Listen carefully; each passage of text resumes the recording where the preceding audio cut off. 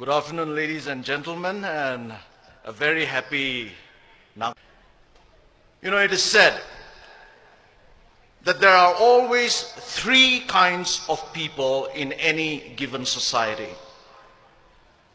This threefold distinction has been noted and made by notable sociologists and public intellectuals.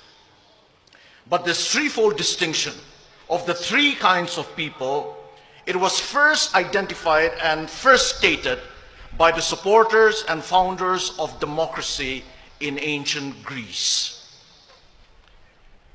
For the Greek people, the people who in many ways gave us the modern civilized world, for the Greek people, the first kind of people in any given society are the idiots. For the Greeks, the idiot is not necessarily someone who is mentally deficient. Rather, for ancient Greek people, the idiot, they said, is someone who is a totally private person, a totally self-centered person, and a totally selfish person. They called him the idiot. The idiot, he is always out for his personal gain and his personal interests. He does not have a public philosophy.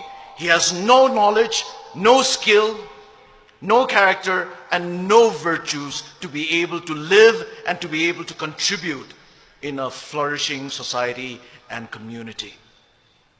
He's all out for his personal pleasures and for his personal treasures. And the Greeks said that the idiot was just an upgraded barbarian, the first kind of person, the idiot. But the Greeks also said that there is a second kind of people in any given society. And the Greeks called these people the tribes people. When we say tribes people, we don't necessarily mean the fact of belonging to a certain tribe, which is a good thing. But when they use the word tribes people, the Greeks meant a tribal and a tribalistic mentality. And the Greeks said that tribes people are those people who are not able to think beyond their small tribe or their small groups.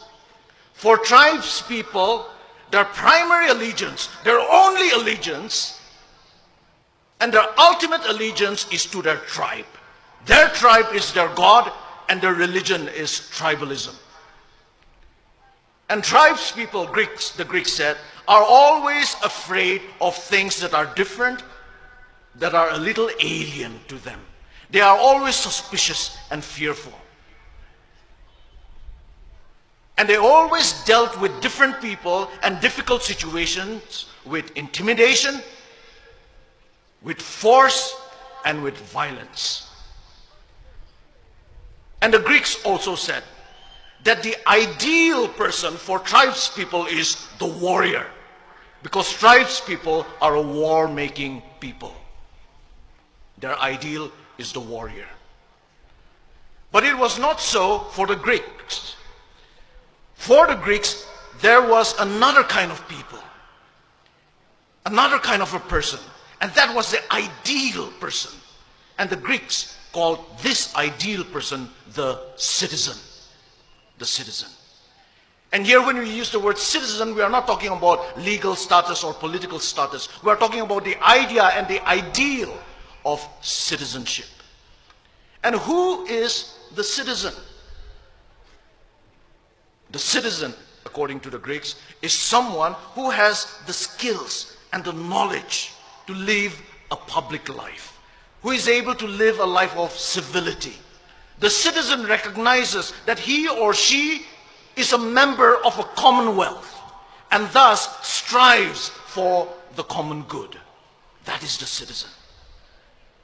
The citizen, yes, he or she knows his or her rights in a society.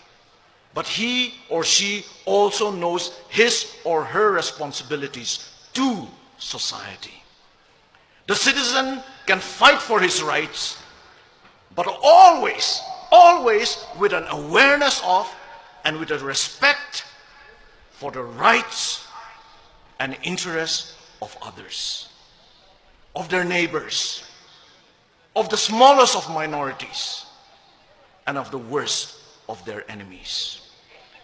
And it is citizens, the Greeks said, that make up a civilized society. Because citizens settle their differences with civility. So they produce a civilized society. A society that truly lives up to the meaning of the name society.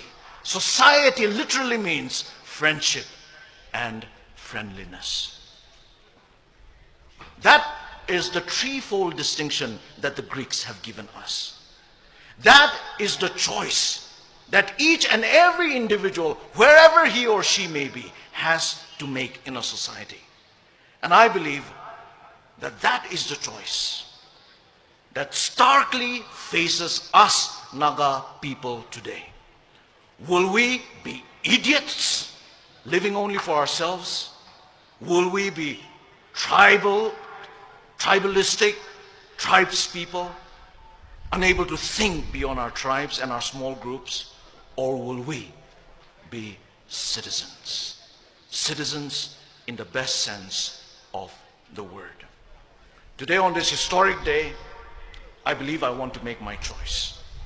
And I also believe that you will want to make your choice. And I hope you and I will take that right choice. And it is with that hope that I want to finally address you, ladies and gentlemen, as my fellow Naga citizens. May God bless you, and may God bless our Naga people. Thank you. Thank you, Dr. Kevichusa.